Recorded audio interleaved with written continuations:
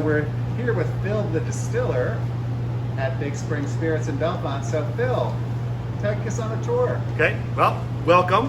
As I said, I am Phil, the distiller. Most of what I do here is actually clean. It's not very glamorous, but when I'm actually not cleaning, I'm actually making whiskey. And that process starts here in our cooker. We take grains, we do 100% corn, 100% rye, and 100% wheat. We put the grain in our cooker with a bunch of water. We heat it up to 180 degrees, pasteurize it, gelatinize all those starches, cool it down to 145, add a bunch of enzymes at that point, and that breaks the starches down into simple sugars, which is something the yeast cannot eat. The yeast cannot eat starch in its native form, so we have to first convert it into something they can eat. And that's what takes place here in our cooker. And how big is the cooker? 600 gallons. Wow. For 1,500 pounds of grain per batch. And how often do you make a batch? We usually do 3 days in a row, every week and a half or so for cooking. And then once we've done a conversion, about an hour at 145 degrees, we take it down to 80 degrees. At that point, we add a little bit of nutrients. We add our yeast, let it mix for a little bit. I put a pump at the outlet, and then I pump it through into our fermenters in the still room. How did you become a distiller? That wasn't a major when I was in college. No, ultimately it comes down to they asked me. I had actually never thought about being a distiller. I've known Paul, one of the owners, for a number of years through a wine tasting group. And I was actually thinking about starting a brewery, and we had discussed maybe sharing facilities, but they were way ahead in their plans than I was. So that wasn't going to work. A year later, they decided that they needed a distiller, and I'm a scientist by training, and I've been worked in labs for 30 years or so, and my salary was depending on grants coming in. The grants had run out. So I was teaching at Penn State, which I liked quite a bit, but it was semester to semester. So they were looking for a distiller. I was teaching, so Paula said, hey, I like Phil's palate. Let's ask Phil to see if he'll be our distiller. So I thought about it, and I thought, sure, why not? All right, so tell us about these machines back here. Yeah, these are our fermenters. So we pump the mash from the cooker we saw just a moment ago. Comes into one of our 3 600-gallon fermenters. Our fermenters are jacketed so we can regulate temperature at which we ferment at. Temperature which we ferment at has a dramatic effect on flavors produced by the yeast. A lot of places don't do that, and they'll ferment very fast. They'll heat up to 100 degrees or so. They'll ferment out in 3.5 to 4 days. That's perfectly fine. The only issue with that is when yeast ferment hot and fast, they produce a lot of byproducts that don't taste good.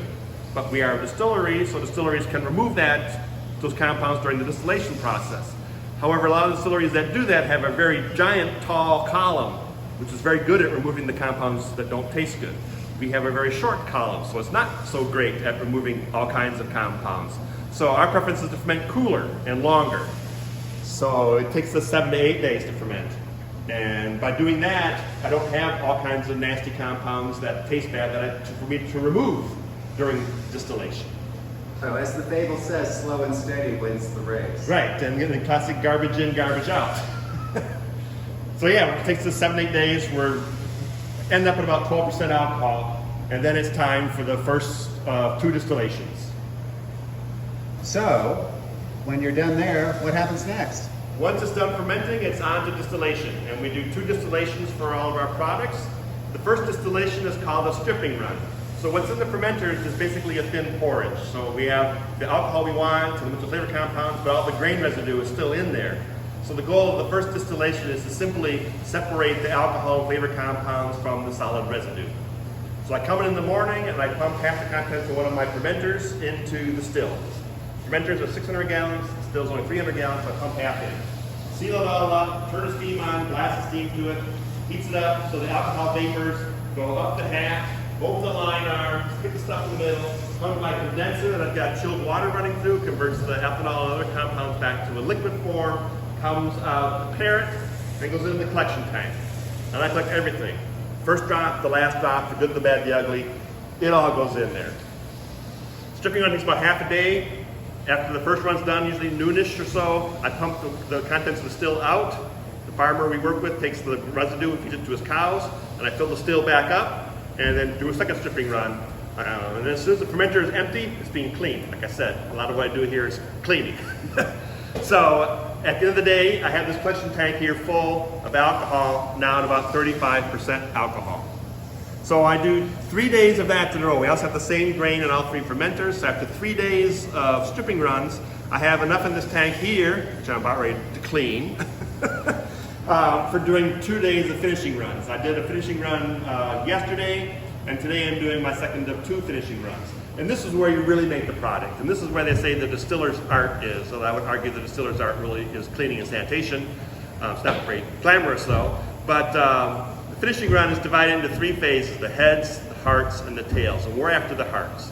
The heads are things that come off the still first. They have lower boiling points than that of the ethanol. Things like methanol, acetone, acetaldehyde, things that either A, don't taste good, or B, are toxic. We don't want them in our final product, so we collect our heads. And then it's my job as the distiller to decide when are the heads done and when are we into the hearts, which is what I want.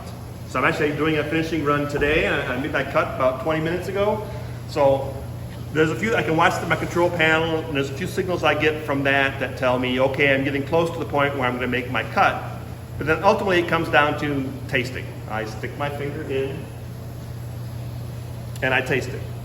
If I misjudge it, it tastes really horrible. And I know, okay, I'll come back 10 minutes later. And I'll come back and taste it again. Actually, it tastes really good right now because I'm in the hearts. Taste it again. It's like, okay, better, still not where I like it.